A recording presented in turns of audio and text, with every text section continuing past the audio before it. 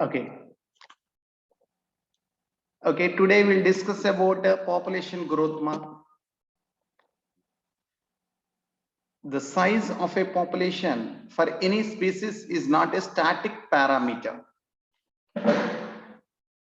Okay, that means when you observe the size of a population, that means the population for any species is not a static parameter. That means every time it will not be constant. It keeps changing with time, depending on various factors, including food availability, predation pressure, and adverse weather. So based on different factors, the size of a population is regularly changing. In fact, it is these changes in population density that give us some idea of what is happening to the population, whether it is flourishing or declining. So by studying the population density, okay, what we are able to understand means we are able to understand, okay, whether the population is increasing or decreasing.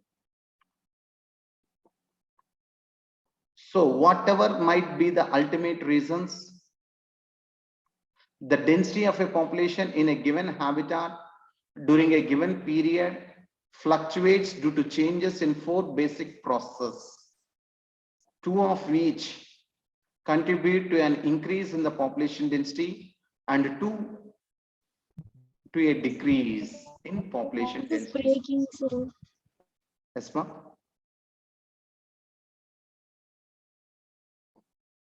Okay.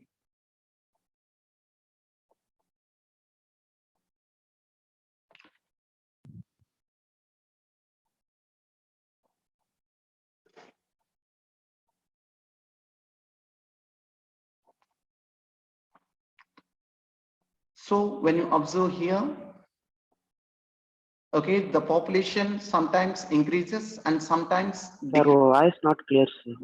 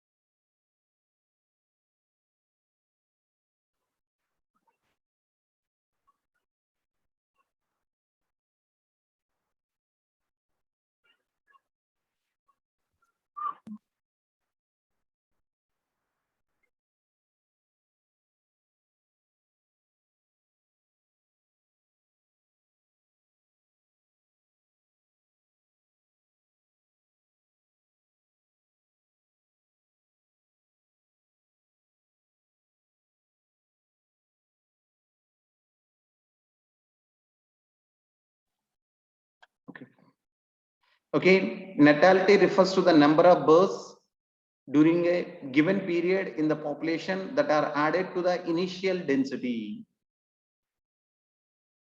Okay, natality refers to the number of births during a given period in the population that are added to the initial density. Okay, mortality is the number of deaths in the population during a given period. Okay, one is involved in increasing the population density, and one is responsible for decreasing in a population density. Natality increases the population density, whereas the mortality results in a decrease in the population density. And next one is immigration. Immigration is the number of individuals of the same species that have come into the habitat from elsewhere during the time period under consideration. Okay, that means here some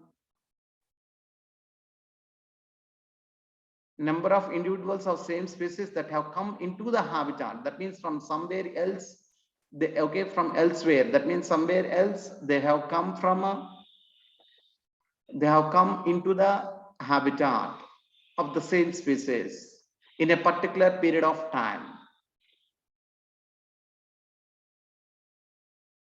That you have considered, that is called immigration. And immigration means immigration is the number of individuals of the population who left the habitat and gone elsewhere during the time period under consideration. That means here moving away. Okay, the population are moving away from that habitat and gone elsewhere. They were nowhere present, nowhere present in that habitat. They have gone to some other habitat in a particular period of time. That is called as immigration. So here immigration results in increasing in population density, and immigration helps, okay, results in a decrease in population density. So there are two are causing increase in population density, that is natality and immigration, and two are responsible for a decrease in population density, that is mortality and immigration. So for that they have given one equation to understand. You can see here in this diagram you can understand population density, okay, will be increased. Here the plus symbol is given when natality increases, and when immigration occurs also the population density increases. But here we can observe the minus symbol. That means the minus symbol increases decrease in population density. How means? By mortality and immigration. Here we can see the symbols given for population density. It is denoted by N, capital N, that represents the population density. And natality is represented by birth. Okay, so birth rate. So it is represented by capital B. And mortality represents the death rate. So it is represented by the capital D. And immigration is represented by capital I, and immigration is represented by capital E. So here the population density in a particular area in a particular period of time, it is given by, so if N is the population density at a time t, then its density at a time t plus 1, that means for a particular period of time, is N t plus 1 is equal to Nt, that is initial density. Here Nt means the initial density at a particular period of time, initially, and after a certain period of time, that is given as Nt plus 1 is initial density plus birth rate plus immigration, there is a natality plus immigration minus mortality plus immigration. That one will give the population density in a particular period of time. Okay, that is it. So B represents mortality, okay, natality, and I represents immigration, and D represents mortality, and E represents immigration. So here what happens if B plus I is more than D plus E, it shows that the population density is increasing. If D plus E is more than B plus I, it indicates that the population density is gradually decreasing. Okay, that's what we can see here.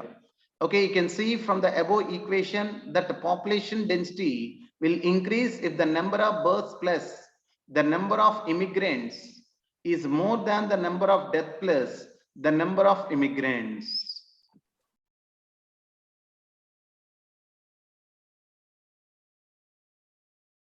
That means if the when the population density will be increasing means if the births plus immigrants are more when compared to the death plus immigrants, then only the population density will be gradually increasing. Okay, and next, under normal conditions, births and deaths are the most important factors influencing population density. The other two factors assuming importance only under special conditions. Okay, because usually we don't find immigration and immigration. Okay, we'll find migration. Okay, we don't find immigration and immigration, we'll find migration. So migration will not take into consideration because they are moving here and there, coming and going. So that one will not be added to the population. So immigration and immigration are considered under special conditions. So what are the major factors or conditions which will determine the population density means birth and death rates. Okay, the birth and the death rates are the factors that will determine the population density in a habitat. Okay.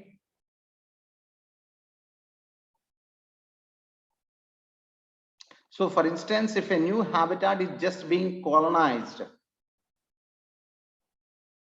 immigration may contribute more significantly to population growth than birth rates.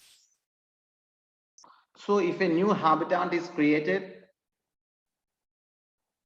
then the population density in an area is influenced by the immigration, not by the birth rate, because in humans the birth rate will be very less. So their birth rates will not be taken into consideration.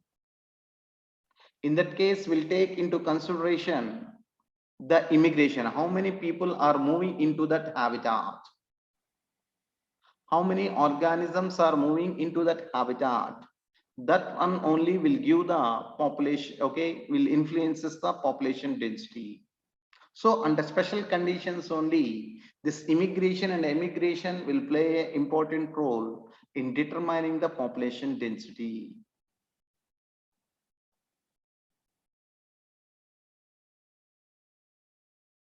Okay, remember this one, ma. Remember this diagram.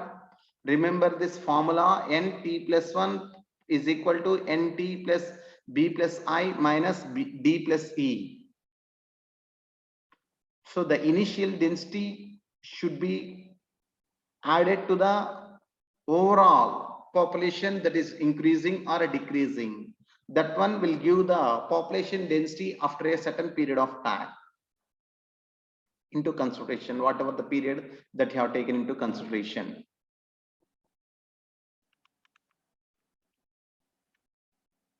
And next, we can see some growth models here. Okay, we can see some growth models. Okay, does the growth of a population with the time show any specific and predictable pattern? That means, can you be able to assume how much growth can happen after a certain period of time?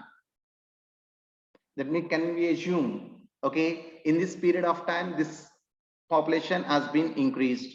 So in a later So in 1 year, this much population has increased. So in 10 years, how much population is increased? Can we able to predict? Yes, we can able to predict that one. Does the growth of a population with the time show any specific and predictable pattern? We have been concerned about unbridled human population growth and problems created by it in our country, and it is therefore natural for us to be curious if different animal populations in nature behave the same way or show some restraints on growth. Okay.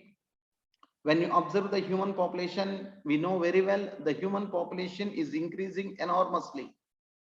The growth, okay, the human population is growing unbridled. That is, we are unable to control that growth of population of human.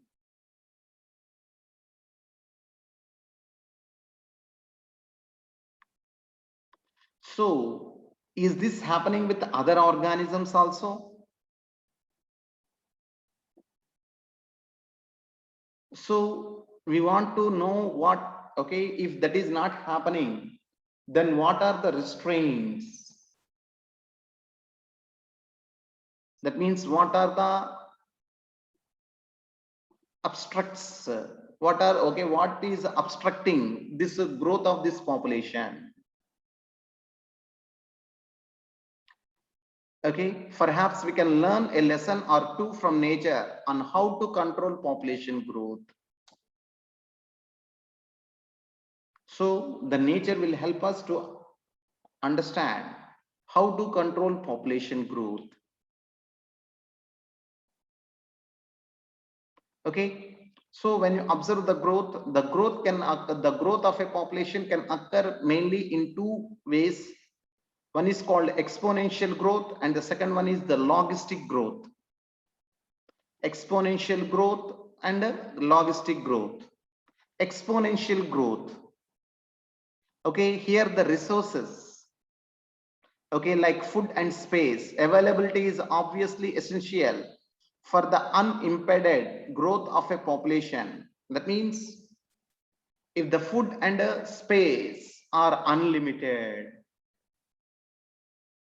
are very important factors which determine the growth of a population, the food and space.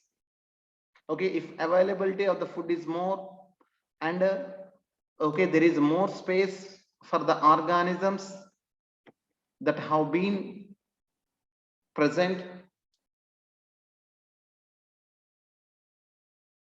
then definitely we'll find the exponential growth. So here the food and space are placing are the factors that are mainly responsible for a growth of a population. So ideally, when resources in the habitat are unlimited, each species has the ability to realize fully its innate potential to grow in number, as Darwin observed while developing his theory of natural selection. That means if all the factors are favorable and food and space is available, every organism will try to produce its population in large number at its highest potential. That means the possible more number when all the factors are unlimited, when the resources are unlimited for any species. Okay, which was very clearly explained by Darwin in his natural selection. Okay, even a slow breeding animal like a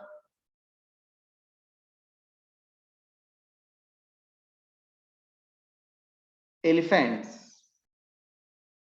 if all the resources are provided unlimited, within few years the population of the elephant can cover the world.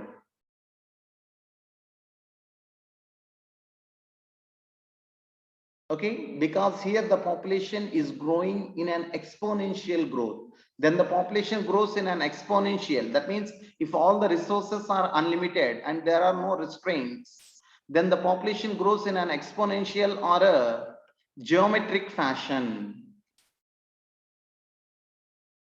Or a geometric fashion. That means if there is once, okay, for example, if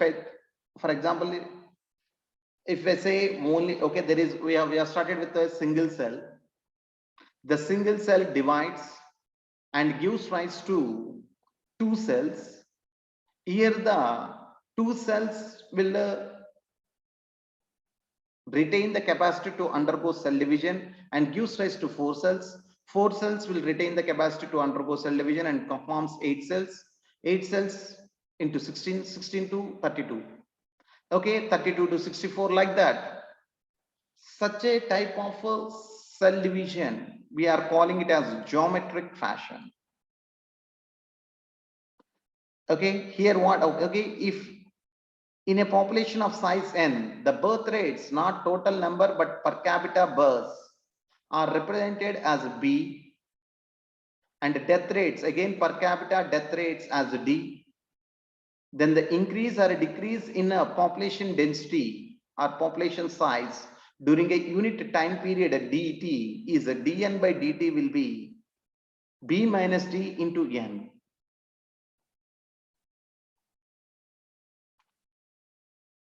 Okay, derivation. A derivation for a population size. Okay, population in a particular period of time, that is dn by dt is equal to birth rate minus death rate into population size. Okay, here that birth and death B minus D is represented by the letter R. Intrinsic rate of natural increase. That means how much population, that means birth rate or death rate. Okay, if births are more than the deaths, then the population will be increasing. If births are less than deaths, then the population will be decreasing. That one we can understand by B minus D. Okay, if B is more than D, the value will be positive. If D is more than, that means if the death rates are more than births, then this value will be having negative. That means the population is decreasing, we can understand. So B minus D we are representing as R, which is considered as the intrinsic rate of natural increase. That means how much population is increasing in that particular period of time. If you take 1 year or 10 years or 20 years, whatever the period, okay, in that how much population is increased or decreased, that whether it is increased or decreased, overall we call it as a intrinsic rate of natural increase. Okay, that is represented by the letter small r. So here the dn by dt is given as Rn, where R is the B minus D. So that is what it is given. The R in this equation is called intrinsic rate of natural increase. That means under natural conditions, and is a very important parameter chosen for assessing impacts of any biotic or abiotic factors on population growth. That means this R value will be depending upon the biotic as well as abiotic factors. That means if more predators for that population is present means, then automatically the R value will be less. Okay, if conditions, if the environmental conditions are not favorable because of certain cyclones,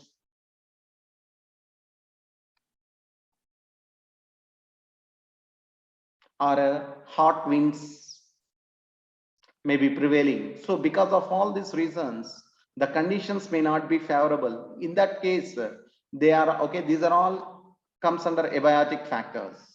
Okay, these abiotic factors will play, okay, as a biotic or abiotic factors, both will play important role on increase or decrease of population. That is population growth, we say commonly. Okay, it may be decrease or increase. And next, to give you some idea about the magnitude of R values,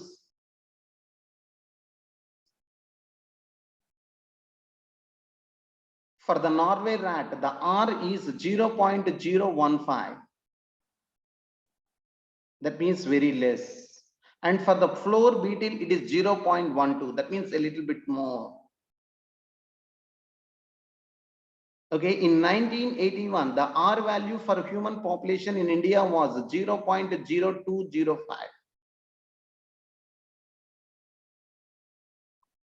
And find out what the current R value is.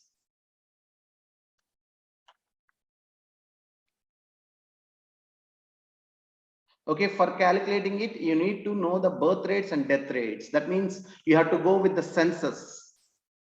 Census of that.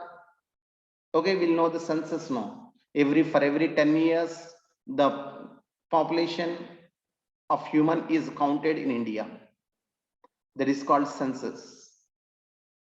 For every 10 years. So in that we can understand, okay, what are the, okay, when you go through the census, we can go with this, okay, we can observe this birth rates and death rates. So we can, if you know the birth rate and death rate, then the R value will be, we can able to understand the R value easily.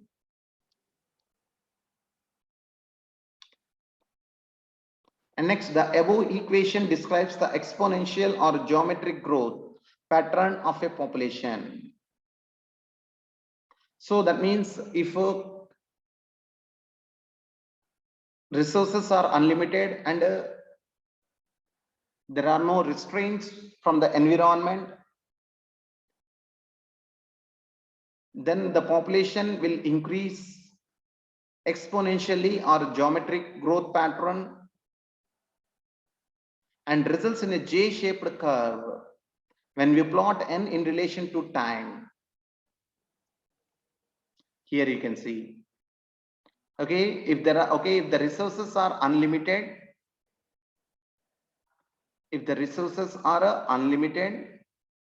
and there are no restraints, that means no natural predators and all that from the environment, then what happens, initially the population grows slowly, but once it reaches to a certain number, we can observe there is a rapid increase in the population. So this red line, that, okay, in the graph, this red graph is representing the exponential growth or geometric growth, which is represented by dn by dt is equal to rn. Here the population is increasing. Okay, when you plot on the graph when the resources are unlimited, then it will give the J-shaped curve. The curve will be J-shaped. So if they ask you to to explain about exponential growth or geometric growth or J-shaped curve, means you have to explain this J-shaped curve. If they ask you to draw the graph for exponential growth or geometric growth or J-shaped curve, means you have to draw this one. So if you are familiar with the basic calculus, you can derive the integral form of the exponential growth equation as nt is equal to n naught e to the power of rt, where nt is the population density after time t and n naught represents the population density at time 0, that is initial population density, and r gives the intrinsic rate of natural increase, and e is the base of natural logarithm. That is 2.71828. 2.71828. That is the base of natural logarithm. So if you want to calculate the population density by using, okay, in a geometric growth, we have to use this formula. NT is equal to N naught ERT, where NT represents the population density after time T. That means after a particular, if we are taken 1 year or 10 years, that in the 10 years, what is the increase in the population density? Okay, and N naught is the initial population density. Okay, initially what is the population density? That one will take it as N naught. And R represents the intrinsic rate of natural increase, that is the birth minus death rate. And E represents the base of natural logarithm. And T represents time. So any species growing exponentially under unlimited resource conditions can reach enormous population densities in a short time. Okay, here you can give given one example. Darwin showed how even a slow growing animal like elephant could reach enormous numbers in the absence of checks. That means no restraints. And here the nature is also favoring. Okay, there are no natural calamities and all that. And the resources are unlimited. Then the slow growing and slow breeding elephant can produce a large number of elephants within a short period of time. Because all the organisms can survive, all they reach their reproductive age, all they start breeding, and all they produce the young ones again. So the population will increase enormously. So the following is an anecdote popularly narrated to demonstrate dramatically how fast a huge population could build up when growing exponentially. Okay, here one example is given. The king and the minister sat for a chess game. The king, confident of winning the game, was ready to accept any bet proposed by the minister. The minister humbly said that if he won, he wanted only some wheat grains. The quantity of each is to be calculated by placing on the chessboard 1 grain in square 1, then 2 in square 2, then 4 in square 3, and 8 in square 4, and so on, doubling each time the previous quantity of wheat on the next square until all the 64 squares were filled. The king accepted the seemingly silly but bet and started the game, but unluckily for him, the minister won. Okay, that means the king and the minister played the chess. Okay, if the minister has won, okay, even the king didn't ask the minister what he will give when I won. That much confident the king is. But the minister asked that I need 1 wheat grain in each square. Okay, and it is doubled for every square. So second square 2, third square 4, fourth square 8, fifth square 16, like that. Okay,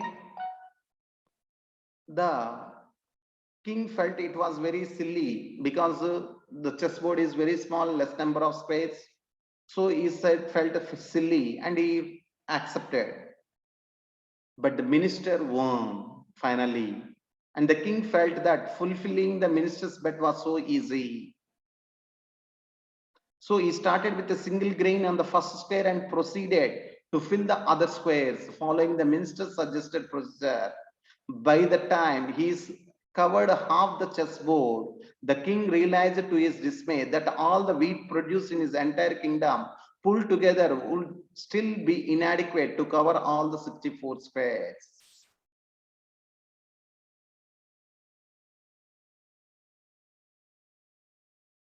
Okay, so now think of a tiny paramecium starting with just one individual, and through binary fission doubling in numbers every day, and imagine what a mind-boggling population size it would reach in 64 days, provided food and space remain unlimited. So that means this story is saying that even a slow or a fast growing organism can reach to a maximum number within a short period of time if all the resources are unlimited. Okay, unfortunately, such a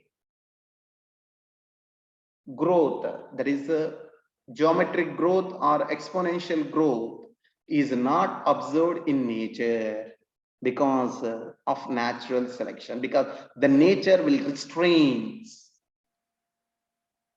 every organism and limits